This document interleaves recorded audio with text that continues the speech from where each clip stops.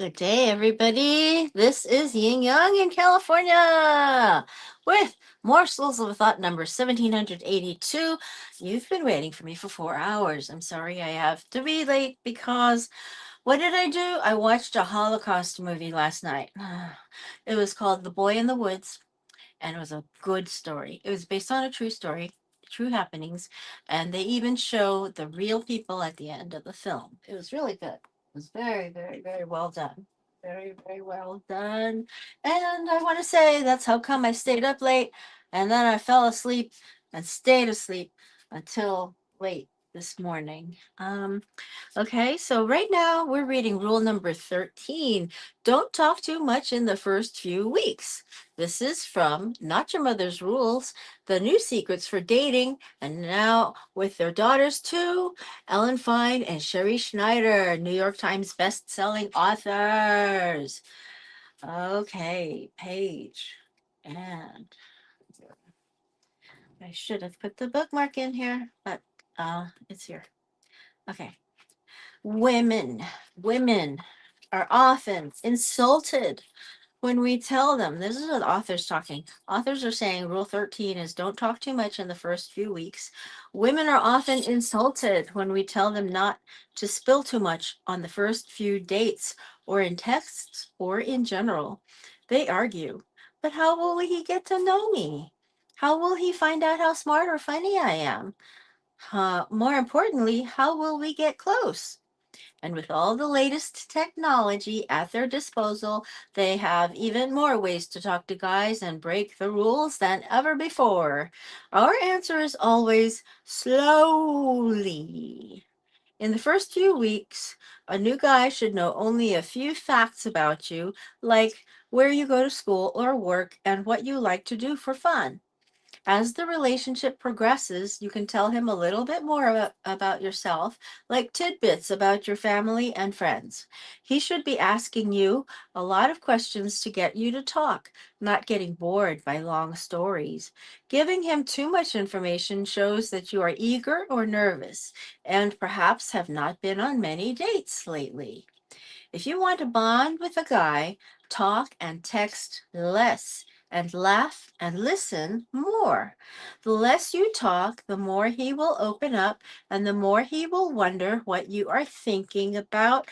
Everyone loves a good listener. Besides, guys are used to having their ears chewed off by women. He'll be pleasantly surprised if you are not a chatterbox or a marathon texter or Facebook junkie at any age. The best way to make sure you don't overshare is to keep the dates short. See rule number 7. If you are going on marathon dates, drinks, more drinks at another bar, dinner, dessert, movie, party, club, you are more likely to tell your whole life story. Another way to avoid talking too much is not to drink or to have only one alcoholic beverage. When you have two or more drinks or start to get tipsy, you will often say and do more than you want and even embarrass yourself, but we'll get to that in rule number 21.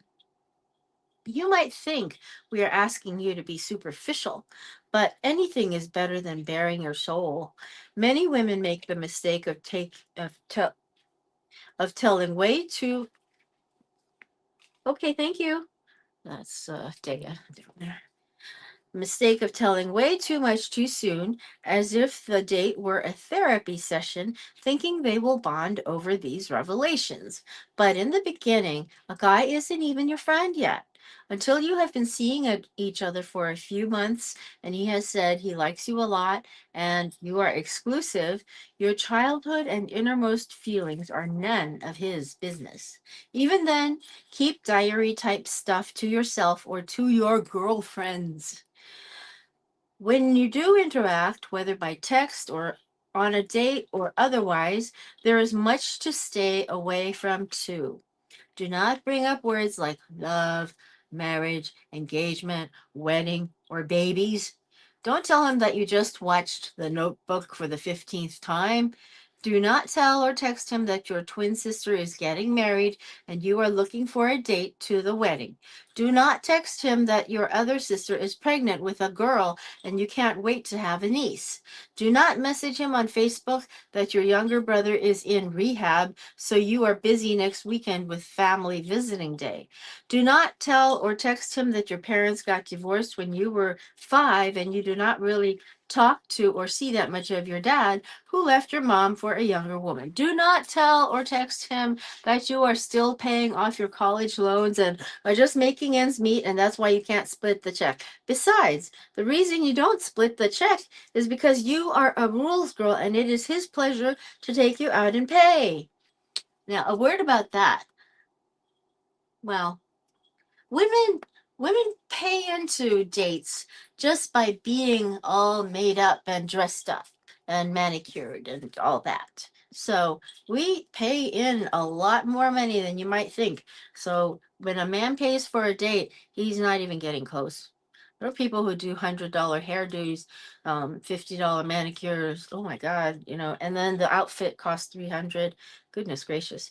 Besides, the reason you don't split the check is because you are a rules girl and it is his pleasure to take you out and pay. More on that later by the authors. Dating is not an open forum. Ditto for using information from his Facebook page to make conversation on dates. Now, I use the word ditto a lot. It just means duplicate. Doing so will put you in the category of social networking stalker, as we said in rule number 9. Information from his Facebook page to make conversation. Don't tell him anything unflattering in any area of your life, like that you flunked physics or that your parents pulled strings to get you your job. Do not tell him you had a fight with your roommate and had to sleep somewhere else. We are not telling you to lie and say you went to Harvard if you didn't, but you don't have to volunteer bad stuff. It's none of his business. Do not share any childhood traumas or tell him that you are in therapy or that you see a life coach. In other words, do not get too deep too soon. Intensity will scare a guy away in the early months of dating. Do not tell him all about your past relationships and what went wrong and what you are looking for now. Do not tell him when or how you lost your virginity or that your ex cheated on you or anything negative about your dating life. Some women think that dating is truth serum and text or message a guy on Facebook that they haven't had a boyfriend or sex in 3 years. TMI. We said not to talk too much on dates. We didn't say not to think. Once your personal life is out there, especially in writing, it can't be taken back. Also, don't fill in lulls in the conversation. Okay, we are reading from Not Your Mother's Rules, The New Secrets for Dating by Fein and Sherrie Schneider, now with their daughters too. And I want to give you information, hopefully, that it becomes wisdom, knowing the right things to do, because knowing the right things to do is wisdom, doing them is virtue. And we're going to bring more virtue into the world with my morsels of a thought every day, which I've been doing since 1782 days ago. Okay, also, don't fill in lulls in the conversation. Trying to fill in the silences reeks of desperation and shows that you are trying too hard. Making jokes or trying to entertain him with funny stories and anecdotes shows too much interest. You don't want him to know how much you care about him or think that you are the funny girl instead of the intriguing girl. Finding Joy, another film I saw 2 nights ago. Finding Joy. It's about a woman who thinks that she's going to get proposed to, but the guy thinks she's one of the guys. That's not rulesy either. Unfortunately, it may be chummy, but it's not rulesy. Remember, back to the authors. Remember, sometimes when there is silence, it's because he's thinking how pretty you are when your bangs fall into your eyes, or even imagining what you look like naked. In the beginning, a guy might give you the impression that he loves to talk and email and text a lot too. He might go along with 3 hour Skype chats and marathon text fests and Facebook chats that go into the middle of the night, and you will convince yourself that this guy is different from other guys and actually likes to talk, but you will be wrong. One day he will dump you and block you on Facebook, and you will have no idea why. But we do. You interacted or talked too much in the first few weeks. Ali, a 23-year-old graduate student in Middle Eastern Studies, met Ori, O-R-I, a cute Israeli student, on a work study program. He spoke to her first, and in just a matter of weeks, their relationship became fast and furious. Many nights they talked until 2 a.m. about politics and science. They hung out in coffee shops for hours, and she said they had amazing sex. After 2 months of dating, he said, "Let's keep in touch," and even suggested she visited him again during her winter break. Allie interpreted this sudden togetherness as true love. So when she flew back to Boston, she didn't think twice about texting him and emailing him and chatting with him on Facebook. Ali confidently thought, "This is great. I can talk to him whenever I want about whatever I want. Maybe I will move to Israel one day." They Skyped for hours and exchanged long, loving emails. He asked her what her favorite flower was. They wrote each other poems, and she emailed him articles and endearing texts that started with "Happy Monday." She even invited him to her birthday party, and when he couldn't make it, she said, "No worries, I will FaceTime you in." She wrote on his wall, "You make me happy." 2 weeks after Ali returned, Ori began answering fewer and fewer texts. Then one day, Ali stopped hearing from him altogether. She got his voicemail every time she called. He wasn't returning her emails. She couldn't find him on Facebook and got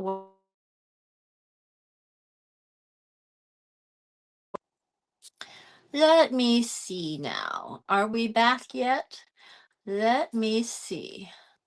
Let me see now. Are we back yet? Yes, we're back. Yay. She even invited him to her birthday party, and when he couldn't make it, she said, "No worries, I will FaceTime you in." She wrote on his wall, "You make me happy." 2 weeks after Ali returned, Ori began answering fewer and fewer texts. Then one day, Ali stopped hearing from him altogether, completely.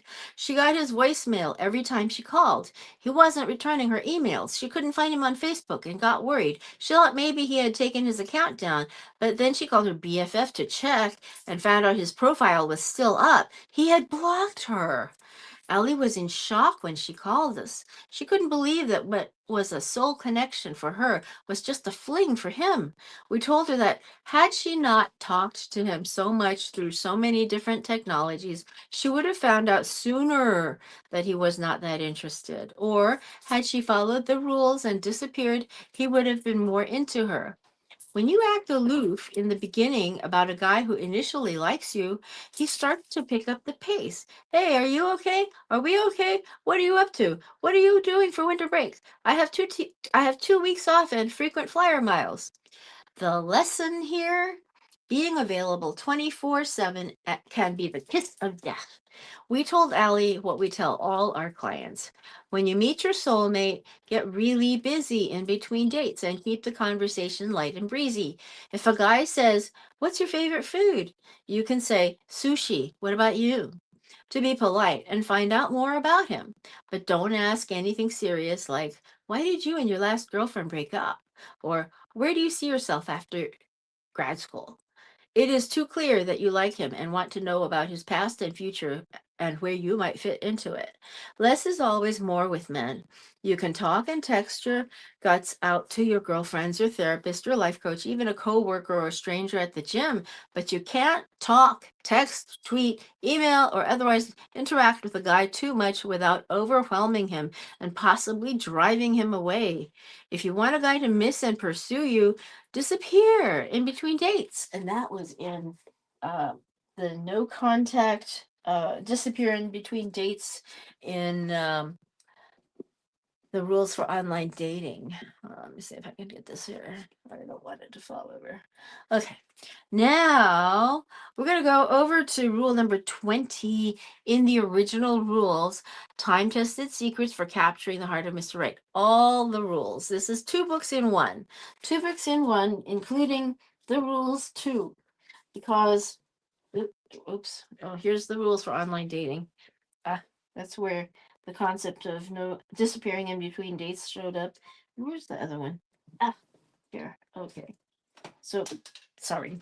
That is the rules too. So this is part of this book. This is part of the original book. The original book is the same thickness as this, and then this is the second book. So when you want to get both of them together, you get all the rules, time-tested secrets for capturing the heart of Mr. Right, and go to rule number 20. Be honest, but mysterious.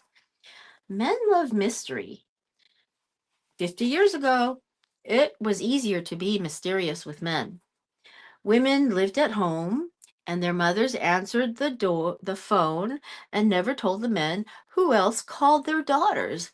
We are now reading all the rules, time-tested secrets for capturing the heart of Mr. Right, because I'm trying to get wisdom to us, the knowledge in the form of what is the right thing to do, which is wisdom. Knowing the right thing to do is wisdom, and doing it is actually virtue. So if women started dating men using these particular rules, my belief is this is the Bible of dating. This is really, really good for dating because it makes the man pursue you. And why is that good?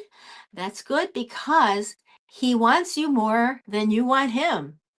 And what's wrong with that? It's hard to do, but that's the only reason people don't like it. It's because it's incredibly hard to do. It doesn't mean that it's the wrong thing to do. It just means it's hard to do. So it's excruciating, but you got to do it. Dates 50 years ago didn't see women's bedrooms so soon. Today, men pick up women at their apartments, see their lingerie in the bathroom, their romance novels in the living room, and hear their phone messages. While such openness is good for marriage, it's important to project a certain amount of mystery during the dating period. We're all looking for someone to share our lives, thoughts, and feelings with, but as we suggested in rule number 19 in this book, which was don't open up too fast, which is what I also read over there, but in a different format. But as we suggested, wait until he says he loves you to share your innermost secrets.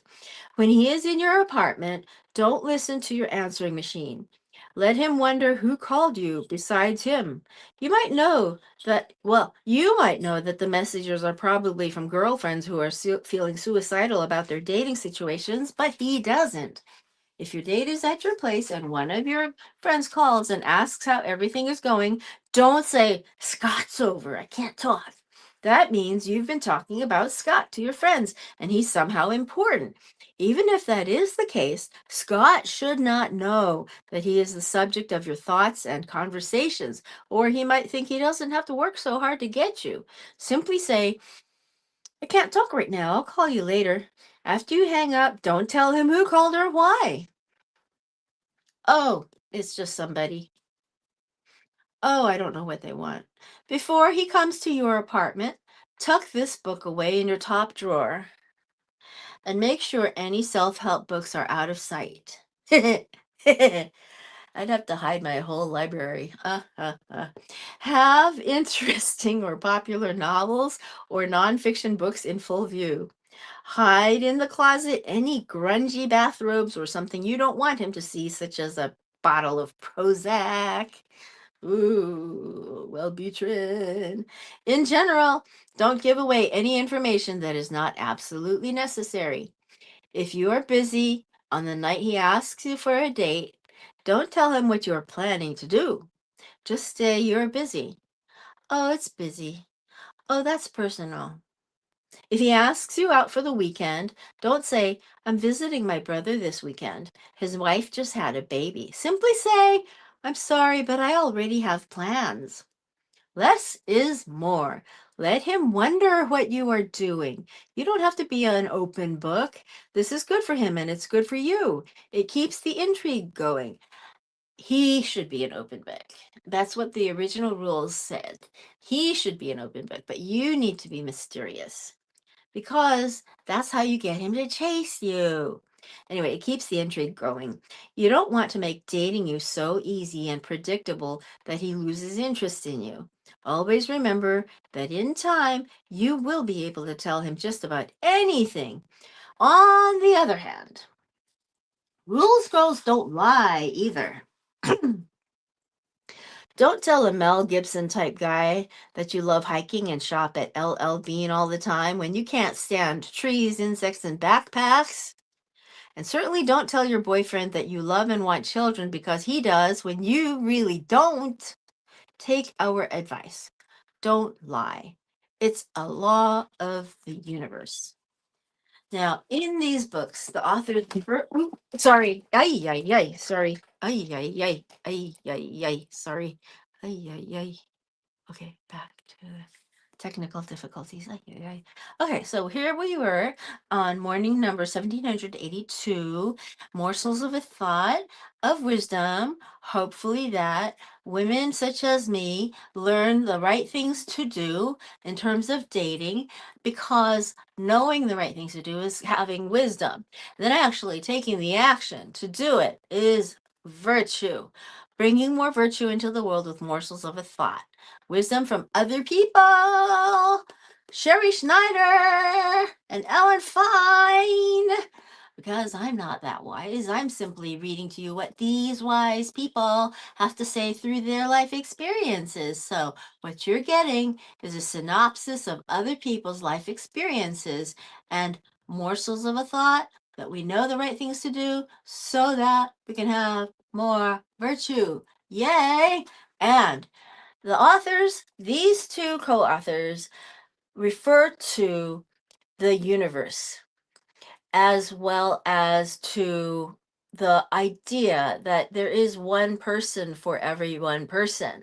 So we have to be ready to accept what we want and need, or really what we want, but we have to cast it out there into the universe. Like nowadays, everybody's saying you want to manifest, manifest, manifest everything. Well, just think to yourself, what are you projecting? Are you projecting happiness, busyness, happiness, busyness, happiness? Or are you projecting angry, angry, angry, angry, angry, angry? Or are you projecting, oh my God, I can't believe I did that. Oh my God, no. Giddiness, silliness, slapstick, being one of the guys, those aren't the rules. The rules are to be feminine, beautiful, do your thing with your makeup every day. Yes, I have a hilarious mirror that on the back says, well, today was a total waste of makeup. But I do put on makeup every day for you guys. So at this moment, I'm supposed to be putting on makeup. You have seen me without makeup, sometimes in a workshop that I've done for how to make up our faces. But that's important to women. We want to look our best. We just want to, if you have nothing else, get eyeliner and a lipstick. Eyeliner and a lipstick. Your eyeliner will make you look awake. Your lipstick will define your face. So do that for your makeup every single day. That's one of the right things to do. That's a piece of wisdom. That's a morsel of a thought. That's about wisdom from me, from other people. And out of my life, I have to say that even when I was homeless, I had to do my makeup every single day. There's a way to get a mirror into your face and do your makeup and look good and not look like you're sleeping in your car. So living in, and I'm not sleeping in my car right now. I just don't, want to say. Anyway, so we'll talk to you again later and see you tomorrow. Oh, and go over to my Instagram. I do the, I do I do the rules handbook every single day in Instagram. Okay? Old Kinderhook.